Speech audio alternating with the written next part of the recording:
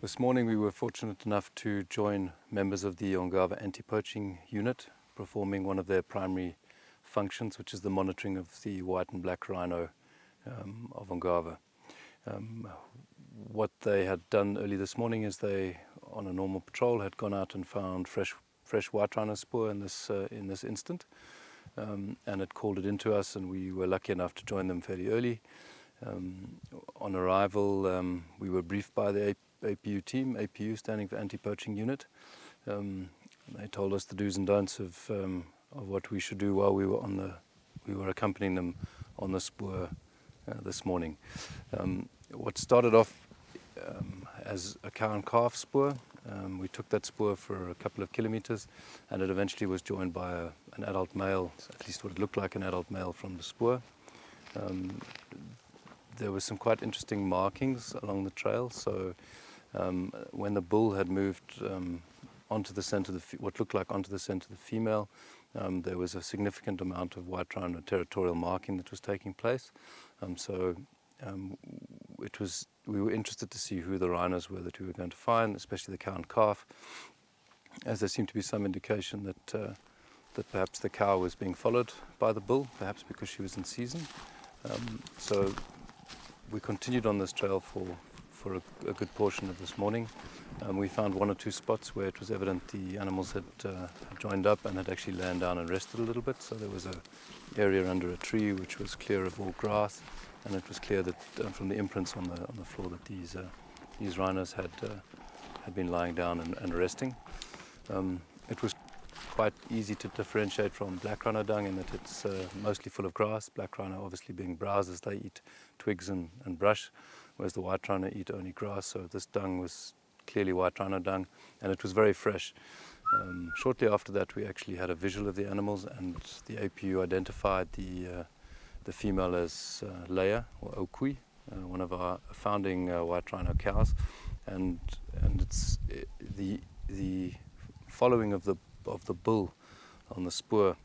There was some discussion that he was tracking her because she was in season, and it seems even more likely now, as we know that Leia Okui had a calf last year, September, new calf, so it's about right in terms of timing for her to be coming in season. So, him tracking her, she's obviously giving off the right signs, and hopefully, she will be mated in the next couple of days, which will be her next calf, which should be dropped in perhaps 2 years, which is the standard sort of intercalving interval for white rhino.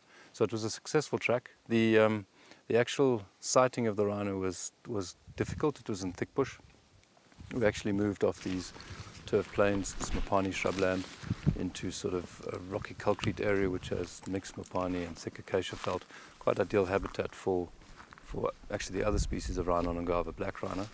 Actually, little nozzle, the swallow nozzle lay das was as a problem come that was focused in the little nozzle. Was waiting you swallow nozzles da so ni malus. I did it as but the deck was come my cake. Okay, so I just asked why there was a change in how we were moving from the flat areas into the rocky sort of thick bushed areas, and he was just telling me that the reason for that was that thick bushed area is also good habitat for black rhino, and because we were focusing on a white rhino spoor, sometimes you miss those black rhinos that are asleep under that thick bush, and it can be quite dangerous. So he was making sure that we were all aware that we had to be careful and look out where we were walking.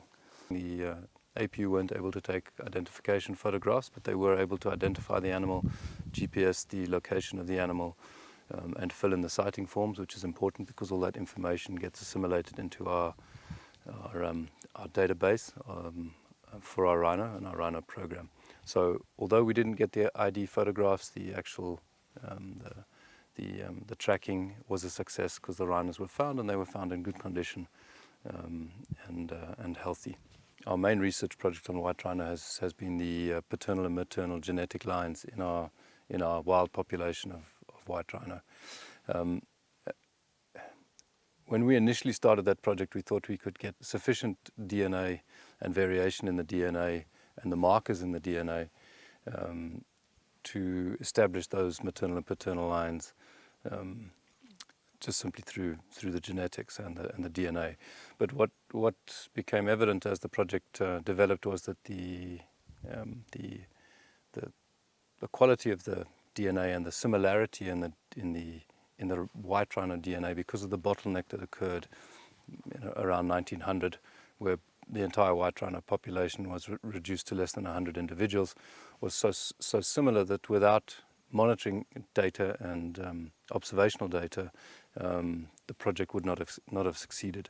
So, because we have such an active, and have always had such an active anti-poaching unit with a monitoring function, we have extensive records on the movements of these animals and observations in terms of what breeding had been seen, which bulls were present on the property at what time, which cows were present on the property at what time, and by overlaying that data onto the actual the laboratory data, so that the markers in the DNA in the rhino genetics, we were able to actually create the paternal and maternal lines. So without the observational data, the genetic project in white rhino parentage would have actually not succeeded. So it formed a fundamental part of our sort of our flagship project for white rhino.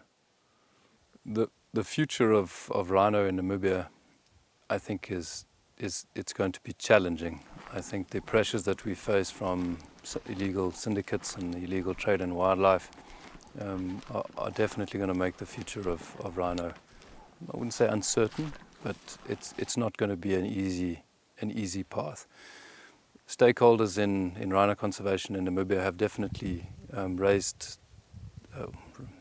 their game, have stood up to the challenge of poaching. The Ministry of Environment, Forestry and Tourism have been fantastic in Etosha with their response in dealing with pretty heavy poaching in that area. They have made huge sort of leaps and bounds in managing to curtail poaching in the national parks, and custodians and rhino owners and rhino stakeholders around Namibia have really worked very hard to try and make it difficult for people to poach rhino in Namibia. But I do think that it's not going to go away. Poaching is here to stay, and it will remain a significant threat to rhino and rhino conservation in Namibia in the foreseeable future. One thing that has become very clear over the last 2 months is with this corona pandemic that is affecting the globe, is that hospitality in Namibia has been seriously affected, and that we have no guests at any of our lodges.